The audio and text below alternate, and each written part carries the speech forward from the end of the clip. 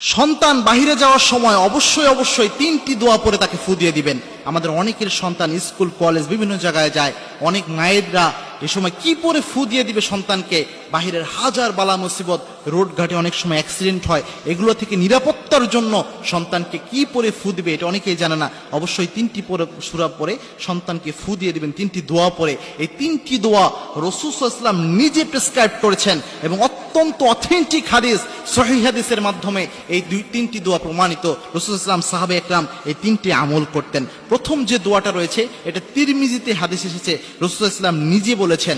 আল্লাহর হাবিব সাল্লাল্লাহু আলাইহি ওয়াসাল্লাম বলছেন, যখন তোমাদের কেউ ঘর থেকে বের হয় তখন যেন ওই ব্যক্তি পড়ে বিসমিল্লাহি তাওয়াক্কালতু আলাল্লাহ ওয়ালা হাওলা ওয়ালা কুওয়াতা ইল্লা বিল্লাহ।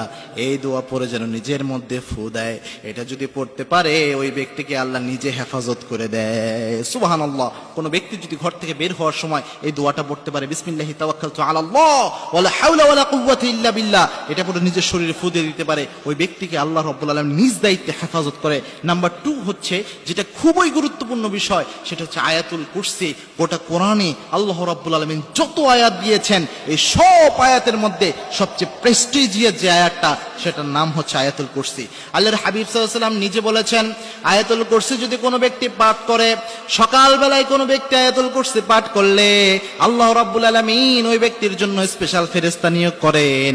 সারাদিন ওই ব্যক্তির পাহারাদার হিসেবে ওই ফেরেশতাকে আল্লাহ নিযুক্ত করে দেয়। সুবহানাল্লাহ। অর্থাৎ ওই ফেরেশতা ওই ব্যক্তির প্রোটেকশনের দায়িত্ব আল্লাহ রাব্বুল আলামিনের পক্ষ থেকে নিয়ে নেয়। সুতরাং আয়াতুল কুরসি খুবই গুরুত্বপূর্ণ বিষয়, এবং একজন মুমিন হিসেবে, অ্যাজ এ মুমিন, অ্যাজ এ মুসলিম, আয়াতুল কুরসি সবচেয়ে বড় অস্ত্রের মধ্যে একটি অস্ত্র আয়াতুল কুরসি। এটা সবার জানা উচিত। 2 নম্বরে যেটা পড়বেন সেটা হচ্ছে আয়াতুল কুরসি। নাম্বার 3 যে দোয়াটা পড়বেন, এটা আবু দাউদ শরীফে হাদিস এসেছে, 3 বার সকালে পড়তে হবে, 3 বার সন্ধ্যায় পড়তে হবে। রাসূল সাল্লাল্লাহু আলাইহি ওয়াসাল্লাম নিজে নিজের শরীরে এটা পরে ফু দিতেন।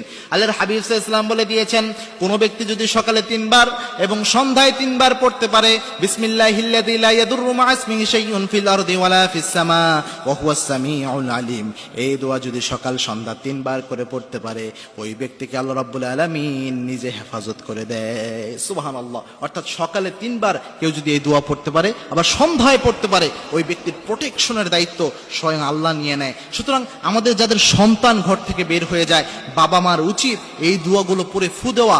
আর মনে রাখবেন, সন্তানের জন্য পৃথিবীতে সবচেয়ে কবুল হয় যে ফু, সেটা হচ্ছে বাবা মায়ের ফু। কোনো মা যদি তার সন্তানের জন্য ফু দেয়, এই ফু সরাসরি আরশে আজিমে গিয়ে পৌঁছে যায়। সুতরাং বিষ্ণু ইসলাম নিজেও বলেছেন, 3 ব্যক্তির দোয়া আল্লাহ রাব্বুল আলামিন কখনো ফিরিয়ে দেন না।